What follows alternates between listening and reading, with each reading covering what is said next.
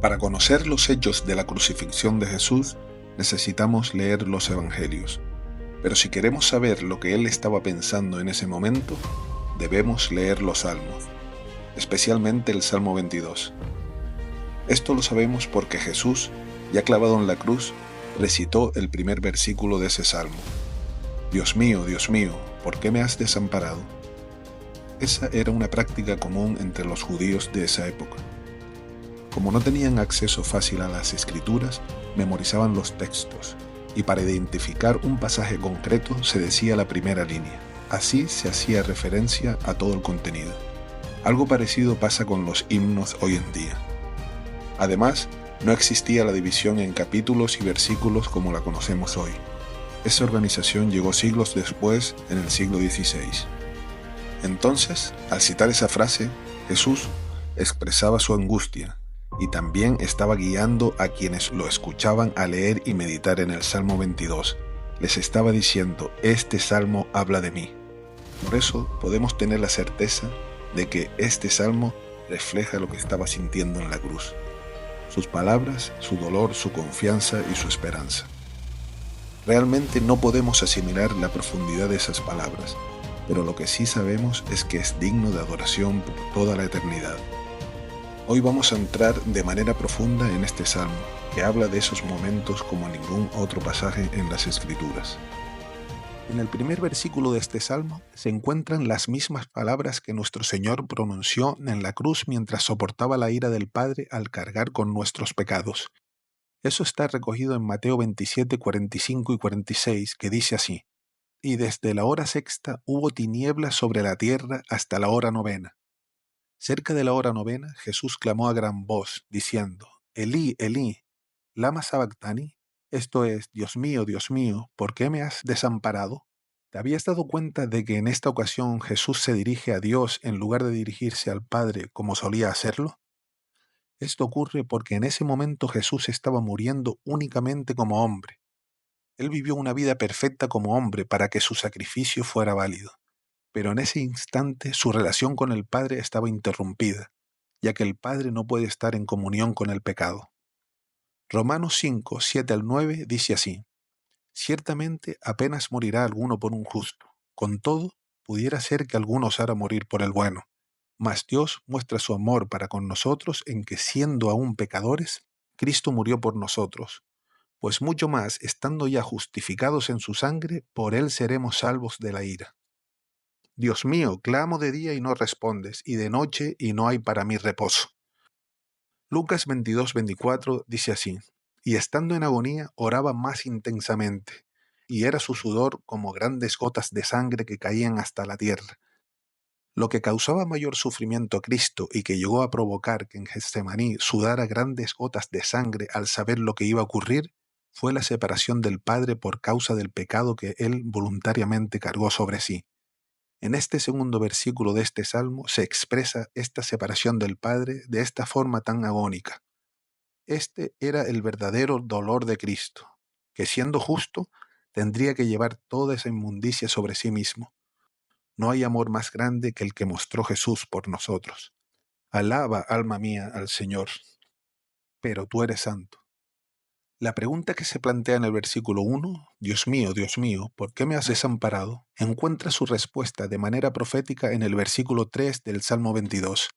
Dios, siendo santo, no puede unirse al pecado, por lo que su Hijo soportó las consecuencias, incluso hasta la muerte, siendo abandonado, para que tú y yo podamos experimentar una comunión plena con Dios. La santidad de Dios representa el misterio de su grandeza y nos lleva a contemplarlo con admiración, mientras apenas logramos entender una pequeña parte de su majestuosa naturaleza. Apocalipsis 4:8 dice así: Y los 4 seres vivientes tenían cada uno 6 alas, y alrededor por dentro estaban llenos de ojos, y no cesaban día y noche de decir: Santo, santo, santo es el Señor Dios Todopoderoso, el que era, el que es y el que ha de venir. Cuando clamamos al Padre como lo hizo Cristo en la cruz diciendo, Dios mío, lo que el Padre escucha es la voz de Cristo mismo, porque si creemos en Él, se nos ha atribuido una justicia igual a la de Cristo. La esperanza de Cristo se basaba precisamente en la santidad de Dios, y dado que Dios es santo, también es justo. En la cruz se presenta ante el juez supremo para presentar su sufrimiento y el pago por los pecados de su pueblo. Había sido llevado a la muerte de manera injusta por hombres injustos y Dios lo resucitó con poder porque era justo. De la misma manera, podemos estar seguros de que Dios nos escuchará porque compartimos la misma justicia de Cristo. Romanos 8:11 dice: Y si el espíritu de aquel que levantó a los muertos a Jesús mora en vosotros, el que levantó de los muertos a Cristo Jesús vivificará también vuestros cuerpos mortales por su espíritu que mora en vosotros. No podemos dejar de alabar a Dios por su obra en la cruz. En ti esperaron nuestros padres, esperaron y tú los libraste. Clamaron a ti y fueron librados. Confiaron en ti y no fueron avergonzados. A pesar de estar pasando momentos de angustia, la confianza de Cristo en sus días como hombre estaba puesta en un Dios que en su misma esencia es fidelidad, y esta característica está ratificada en sus obras, en su palabra y en su promesa. Dios, que en otras ocasiones nos ha demostrado fidelidad, siempre tiene una razón buena para los que perseveran. Solo tenemos que esperar para ser librados y no ser avergonzados. Él no se olvida de sus hijos, los que confían en el sacrificio de Cristo. Primera de Corintios 15, 16 al 20 dice así: Porque si los muertos no resucitan, tampoco Cristo resucitó. Y si Cristo no resucitó, nuestra fe es vana. Aún estáis en vuestros pecados. Entonces también los que durmieron en Cristo perecieron. Y si en esta vida solamente esperamos en Cristo, somos los más dignos de conmiseración de todos los hombres. Mas ahora Cristo ha resucitado de los muertos, primicias de los que durmieron es hecho. Mas yo soy gusano y no hombre, oprobio de los hombres y despreciado del pueblo. En el Evangelio de Juan, Jesús realiza 7 afirmaciones que empiezan con yo soy. Cada una de estas declaraciones profundiza nuestra comprensión del ministerio de Jesús en la tierra. Además, conectan directamente a Jesús con la revelación de Dios en el Antiguo Testamento. Llega el momento de hacernos la pregunta: ¿puede ser que en esta ocasión Jesús esté diciendo de manera profética por boca de David, yo soy gusano? Yo soy el pan de vida, yo soy la luz del mundo, yo soy la puerta, yo soy el buen pastor, yo soy la resurrección y la vida, yo soy el camino y la verdad y la vida, yo soy la vid verdadera. Este versículo es desconcertante. Expresa la humillación que sufrió Jesús a manos de hombres que lo condenaron y lo crucificaron de una manera cruel. Jesús iba a ser tan brutalmente maltratado que prácticamente su apariencia no sería reconocible como la de un ser humano, como Isaías también nos lo revela. Despreciado, desechado, menospreciado, experimentado en quebranto, humillado, varón de dolores, como que escondimos de él el rostro. Su desfiguración fue más allá que la que haya tenido cualquier otra persona, algo sin precedentes.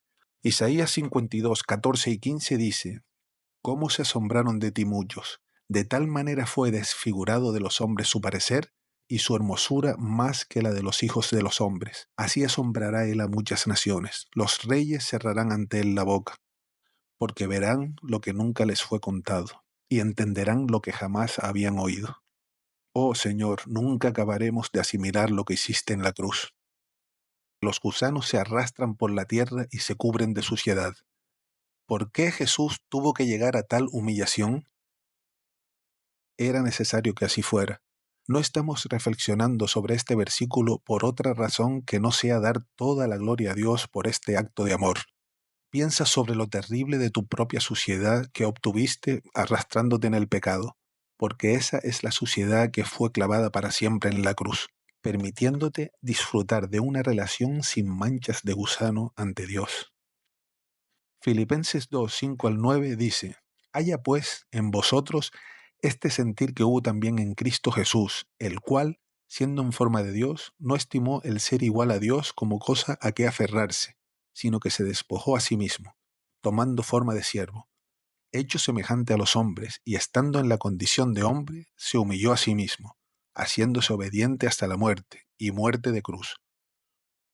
Por lo cual Dios también le exaltó hasta lo sumo, y le dio un nombre que es sobre todo nombre. Tolaat significa gusano en hebreo. De entre las palabras hebreas que se pueden usar para gusano, David escoge tolaat por una razón específica. Se refiere al gusano escarlata. Este gusano era utilizado para obtener el color carmesí o escarlata que se menciona en la Biblia. Lo curioso de este gusano es que, cuando se reproduce, adhiere su cuerpo al tronco de un árbol de manera tan firme que ya nunca más se desprenderá en vida. Los huevos eclosionan bajo su cuerpo mientras el gusano comienza a segregar una sustancia roja, carmesí o escarlata, con la cual alimenta sus larvas para que puedan sobrevivir. Sin embargo, este proceso le cuesta la vida al gusano escarlata, tiñendo de rojo no solo a sí mismo al morir, sino también al madero al que está adherido y a sus crías que viven. Sorprendentemente, 3 días después de su muerte, el gusano se convierte en una especie de cera blanca que cae al suelo como nieve. La ilustración es impresionante. Isaías 1:18 dice así: Venid luego, dice Jehová, y estemos a cuenta. Si vuestros pecados fueren como la grana, como la nieve serán emblanquecidos. Si fueren rojos como el carmesí, vendrán a ser como blanca lana. Todos los que me ven me escarnecen, estiran la boca, menean la cabeza, diciendo: se encomendó a Jehová, líbrele él. Sálvele, puesto que en él se complacía. Estas palabras son proféticas y son el testimonio de Jesús en la cruz. Es como si nos estuviera revelando todo lo que pasaba por su mente en esos momentos previos a su muerte. Es sorprendente comparar el paralelismo entre estas palabras, escritas unos 1000 años antes de la crucifixión de nuestro Señor, y los relatos que encontramos en los Evangelios. Aunque otros se ríen, nosotros contemplamos la belleza de nuestro Señor y le adoramos. Mateo 27, 38 al 43 dice así: Entonces crucificaron con él a 2 ladrones, uno a la derecha y otro a la izquierda. Los que pasaban le injuriaban, meneando la cabeza y diciendo: Tú que derribas el templo y en 3 días lo reedificas, sálvate a ti mismo, si eres hijo de Dios, desciende de la cruz. De esta manera también los principales sacerdotes, escarneciéndole con los escribas y los fariseos y los ancianos, decían: A otro salvó, a sí mismo no se puede salvar. Si es el rey de Israel, descienda ahora de la cruz y creeremos en él. Líbrele ahora si le quiere, porque ha dicho: soy hijo de Dios. Pero tú eres el que me sacó del vientre, el que me hizo estar confiado desde que estaba en los pechos de mi madre. Sobre ti fui echado desde antes de nacer. Desde el vientre de mi madre tú eres mi Dios. Continuamos explorando este salmo profético sobre Jesús y vemos que, a pesar de las burlas y el desprecio, su confianza en Dios estaba firmemente cimentada. Incluso antes de su nacimiento, Jesús fue perseguido por Herodes, pero también había sido colocado en el regazo de Dios. Esta protección divina es algo que nosotros también podemos experimentar. Mateo 10, 29, 31 dice así: ¿No se venden 2 pajarillos por un cuarto?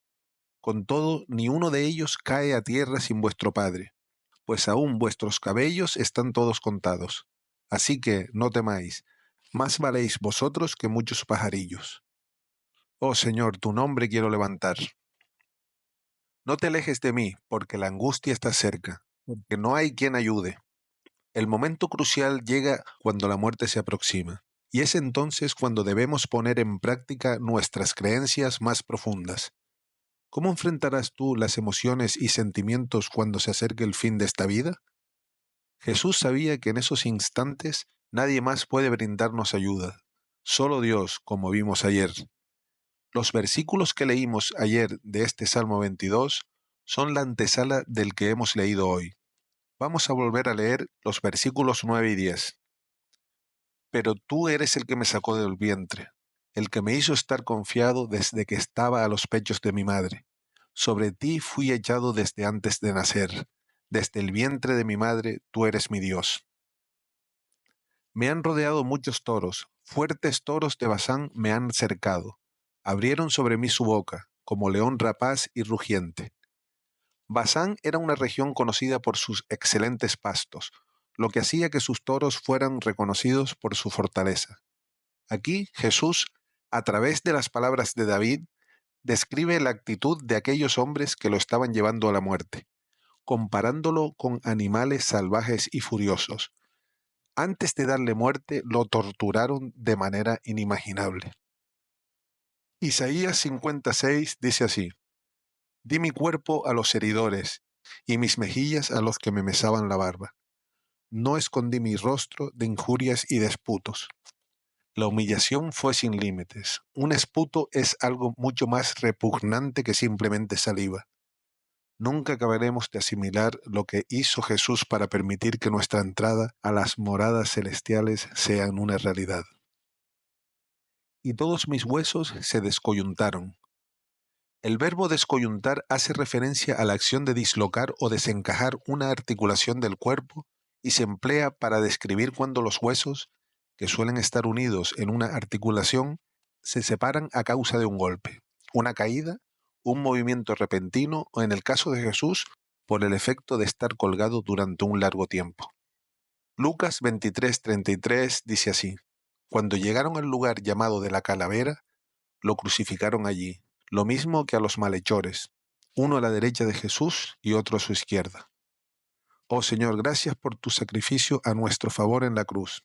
Alabado sea tu nombre. Mi corazón fue como cera, derritiéndose en medio de mis entrañas. Continuamos analizando versículo a versículo el Salmo 22, el cual describe en esta parte la angustia y el sufrimiento de nuestro Señor en la cruz. La expresión "el corazón se derrite como cera" se ha interpretado como una ruptura del pericardio, causada por la acumulación excesiva de líquido en la membrana que lo envuelve. Esta ruptura se debe a los golpes y la profunda angustia que Jesús experimentó. Por esta razón, al ser atravesado en el costado con una lanza como vimos hace unos días, brotó una mezcla de sangre y agua, indicando que su corazón se había roto por el sufrimiento. Primera de Pedro 2:24 dice así: quien llevó él mismo nuestros pecados en su cuerpo sobre el madero, para que nosotros, estando muertos a los pecados, vivamos a la justicia, y por cuya herida fuisteis sanados. Como un tiesto se secó mi vigor, y mi lengua se pegó a mi paladar, y me has puesto en el polvo de la muerte. Juan 19:28 dice así: Después de esto, sabiendo Jesús que ya todo estaba consumado, dijo, para que la escritura se cumpliese: tengo sed. En este pasaje de Juan 19:28, cuando se menciona que Jesús dijo, tengo sed, para que se cumpliera la escritura, se refiere al Salmo 69:21. Además, la expresión "y mi lengua se pegó a mi paladar" también alude a la falta de agua que Jesús estaba experimentando. Los evangelios, especialmente el de Juan, enfatizan que las escrituras se estaban cumpliendo. Desde el Génesis, el primer libro de la Biblia, se encuentran profecías que señalaban la muerte de Jesús y la redención que ésta traería para su pueblo. Salmo 69:21 dice así: Me pusieron además hiel por comida, y en mi sed me dieron a beber vinagre. Porque perros me han rodeado, me ha cercado cuadrilla de malignos. Mateo 15:25-28 dice así: Entonces ella vino y se postró ante él, diciendo, Señor, socórreme. Respondiendo él, dijo, No está bien tomar el pan de los hijos y echarlo a los perrillos. Y ella dijo, Sí, Señor, pero aún los perrillos comen de las migajas que caen en la mesa de sus amos. Entonces, respondiendo Jesús, dijo, Oh mujer, grande es tu fe, hágase contigo como quieres. Y su hija fue sanada desde aquella hora. Esta mujer gentil impresionó a nuestro Señor con su fe. Él había llamado a los cansados y cargados, y en respuesta a la fe notable de la mujer cananea, el Señor actuó en su favor. Perros era la palabra para referirse a los no judíos, y aquí se refiere a los soldados romanos. Los perros, considerados impuros en el judaísmo, simbolizaban la maldad de las naciones. Tanto las naciones gentiles como los judíos tuvieron un papel en la muerte de Jesús. Horadaron mis manos y mis pies. Al analizar las discusiones y argumentos sobre la traducción de los manuscritos hebreos de este versículo, creemos que la interpretación correcta es la que aparece en nuestras Biblias, es decir, horadaron. Sin embargo, nuestra fe en Jesucristo sigue siendo firme, incluso ante aquellos que argumentan que, según la mayoría de los manuscritos antiguos, La traducción debería ser: como un león, ellos están a mis manos y mis pies. Nuestra fe no se vería afectada por el cambio de una palabra. La confusión surge porque las palabras hebreas para horadaron y león son sorprendentemente parecidas. Dicho esto, el significado de horadar, que es una palabra que no suele usarse, es agujerear. Juan 20:25 dice así: le dijeron, pues, los otros discípulos: al Señor hemos visto. Él les dijo: si no viere en sus manos la señal de los clavos, y metiere mi dedo en el lugar de los clavos, y metiere mi mano en su costado, no creeré. Nosotros creemos en ti, Señor Jesucristo. Amén. Contar puedo todos mis huesos. Seguimos avanzando en este Salmo 22, y en este versículo, que quiere decir que no le rompieron ningún hueso, te relata que, a diferencia de los otros dos crucificados que estaban con Jesús, los huesos de Jesús no fueron quebrados. Esto se debió a que los soldados ya habían comprobado que Jesús había fallecido, cumpliéndose así la profecía sobre el Mesías. Juan 19, 31 al 33 dice así: entonces los judíos, por cuanto era la preparación de la Pascua, a fin de que los cuerpos no quedasen en la cruz en el día de reposo, pues aquel día de reposo era de gran solemnidad, rogaron a Pilato que se les quebrasen las piernas y fuesen quitados de allí. Vinieron, pues, los soldados y quebraron las piernas al primero, y asimismo al otro que había sido crucificado con él. Mas cuando llegaron a Jesús, como le vieron ya muerto, no le quebraron las piernas. Oh Señor, tú eres nuestra salvación y refugio, nuestra esperanza está en ti. Entre tanto, ellos me miran y me observan. Es destacable en este momento que Jesús estaba desnudo, no como lo solemos ver representado en los cuadros, sino completamente desnudo. Esto era una burla más, puesto que al exhibirlo así lo avergonzaban ante los curiosos. Esto es una humillación enorme para una persona, y Jesús también la padeció. Ahora nosotros podemos estar revestidos de su justicia ante el Padre.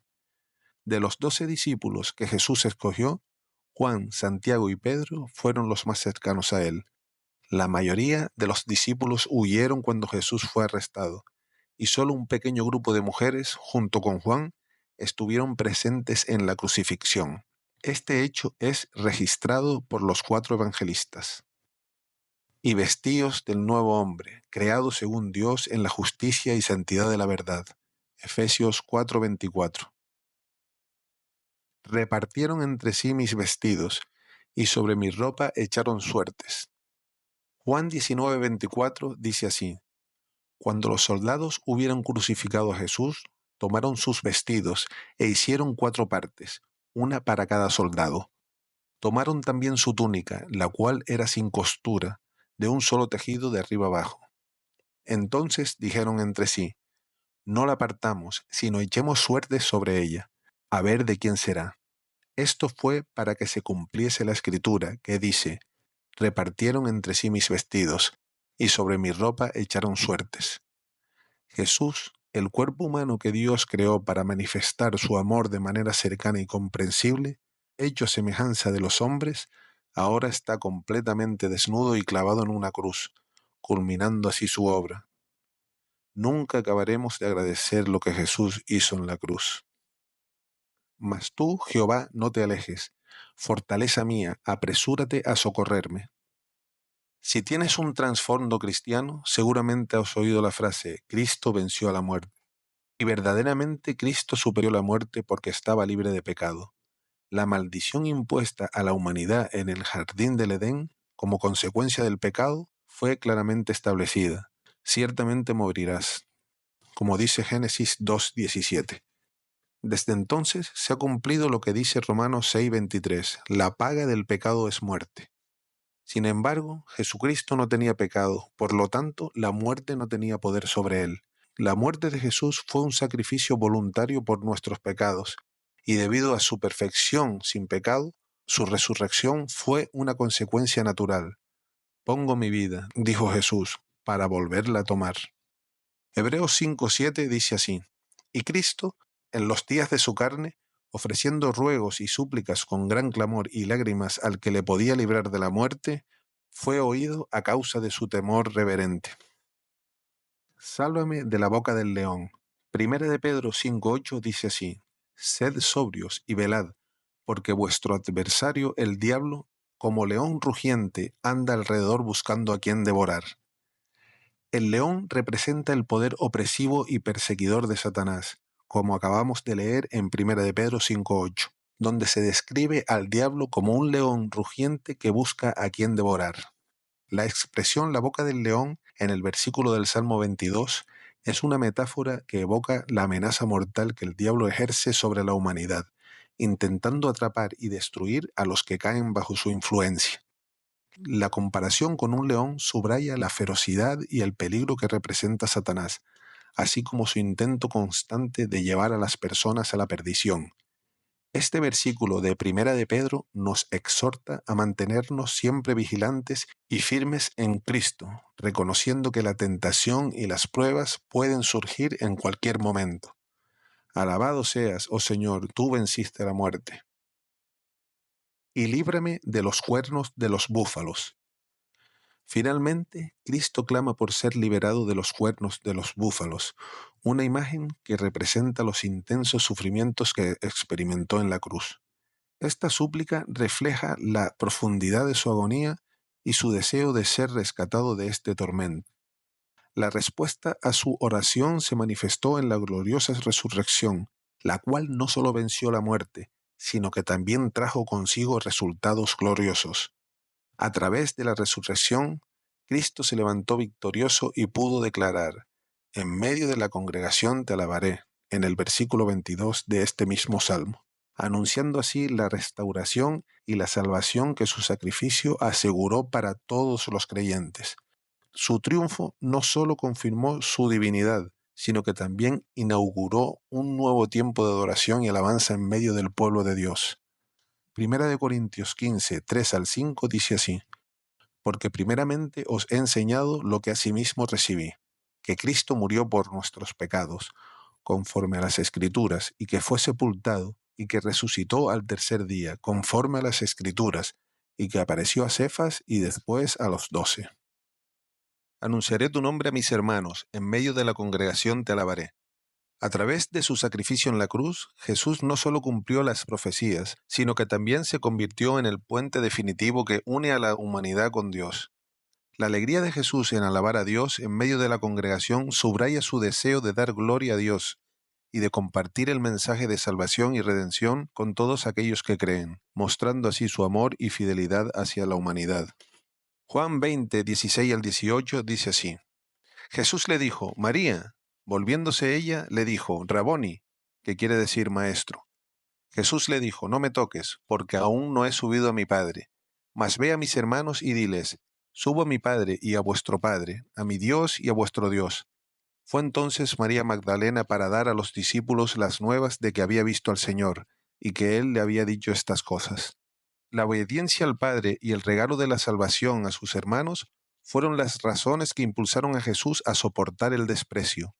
Aunque la prueba de la cruz fue extremadamente dura, Jesús experimentaba gozo al saber que su sacrificio traería la mayor bendición jamás contada a la humanidad, y que sería de gran bendición a aquellos que creen en Él. Con un amor incomparable hacia nosotros, enfrentó el sufrimiento, con la certeza de que nos estaba preparando el camino de vida eterna. Apocalipsis 5, 11 y 12 dice así: Y miré, y oí la gran voz de muchos ángeles alrededor del trono, y de los seres vivientes, y de los ancianos, y su número era millones de millones, que decían a gran voz: El Cordero que fue inmolado es digno de tomar el poder, las riquezas, la sabiduría, la fortaleza, la honra, la gloria y la alabanza. Jesús es digno de alabanza y será alabado por los siglos. Fijándonos en Cristo y la manera en que afrontó el sufrimiento de la cruz, podemos aprender cómo manejar las dificultades que surgen en nuestras vidas. Al seguir su ejemplo, aprendemos a enfrentar nuestras pruebas confiando en que hay un plan más grande detrás de cada dificultad, como lo hubo más allá de aquellos momentos de aflicción en la cruz. De esta manera, podemos encontrar esperanza y sentido en medio de nuestras luchas, sabiendo que no son en vano. Hebreos 12:2 dice así: puestos los ojos en Jesús, el autor y consumador de la fe, el cual, por el gozo puesto delante de él, sufrió la cruz, menospreciando el oprobio, y se sentó a la diestra del trono de Dios. Poco después de haber pasado por los sufrimientos de la cruz, Jesús se apareció a sus discípulos para compartir con ellos la maravillosa noticia de su resurrección y lo que ésta significaba, la victoria sobre el pecado. Además, les encargó a ellos, sus hermanos, la gran comisión de proclamar el nombre de Dios y su obra. Al igual que ellos, nosotros también somos considerados sus hermanos, y Jesús no tiene vergüenza de llamarnos así. Sin embargo, es fundamental entender que estamos llamados a la santificación, para que podamos llegar a ser los representantes que Él desea aquí en la tierra. Hebreos 2, 11 y 12 dice así, mencionando precisamente este versículo en el que estamos hoy en el Salmo 22. Porque el que santifica y los que son santificados, de uno son todos. Por lo cual no se avergüenza de llamarlos hermanos, diciendo, anunciaré a mis hermanos tu nombre, en medio de la congregación te alabaré. Porque no menospreció ni abominó la aflicción del afligido, ni de él escondió su rostro, sino que cuando clamó a él, le oyó. Jesús vivió en sus propias carnes, como estamos viendo en este salmo, la realidad que este versículo muestra. Esto es lo que hace Dios con aquel que le busca. Él no menosprecia nuestra aflicción ni se mantiene lejos de nosotros. La mayor prueba de esto es que Dios manifestó su amor a través de la muerte de Jesucristo. A través de la muerte de Jesucristo, la culpa del pecado ha sido quitada, permitiendo que Dios nos extienda sus brazos y nos salve por su gracia. Romanos 5:8 dice así: mas Dios muestra su amor para con nosotros, en que siendo aún pecadores, Cristo murió por nosotros. De ti será mi alabanza en la gran congregación. Debemos mantener nuestra fidelidad a Dios en la alabanza, dirigiéndola solo a Él. Dios debe ser el único centro de nuestra adoración. Hay un coro antiguo que dice, ¿qué me puede dar perdón? Solo de Jesús la sangre. Y un nuevo corazón, solo de Jesús la sangre. Precioso es el raudal que quita todo mal. No hay otro manantial, solo de Jesús la sangre. Romanos 12:1 dice así: así que, hermanos, os ruego por las misericordias de Dios que presentéis vuestros cuerpos en sacrificio vivo, santo, agradable a Dios, que es vuestro culto racional. Comerán los humildes y serán saciados. Mateo 5:6 dice así: bienaventurados los que tienen hambre y sed de justicia, porque ellos serán saciados. Seguimos meditando en este Salmo 22 y en este versículo 26 encontramos esta promesa que Jesús nos ofrece a través de su resurrección. Seremos saciados plenamente por Él. El Evangelio está dirigido a aquellos que son humildes de corazón y reconocen su necesidad de Dios. Solo ellos encontrarán la verdadera satisfacción en Cristo. Los que no serán saciados son los que ya están satisfechos de sus propias opiniones. Recuerda que el principio de la sabiduría es el temor de Dios. La Biblia nos presenta dos caminos, no tres o más. Estos dos caminos también estuvieron presentes esa tarde en el Calvario por dos personas. Uno de ellos es el camino de los humildes, aquellos que reconocen que sin la guía de Dios no son nada, mientras que el otro es el camino de quienes se apoyan en su propia opinión. Jesús, en su infinita compasión, se dirigió al humilde. No hay espacio para una tercera vía, solo la decisión de confiar en Dios o en uno mismo. ¿En cuál te vas a posicionar tú? Lucas 23, 39 al 43 dice así: y uno de los malhechores que estaban colgados le injuriaba, diciendo, si tú eres el Cristo, sálvate a ti mismo y a nosotros. Respondiendo el otro, le reprendió, diciendo, ¿ni aún temes tú a Dios estando en la misma condenación?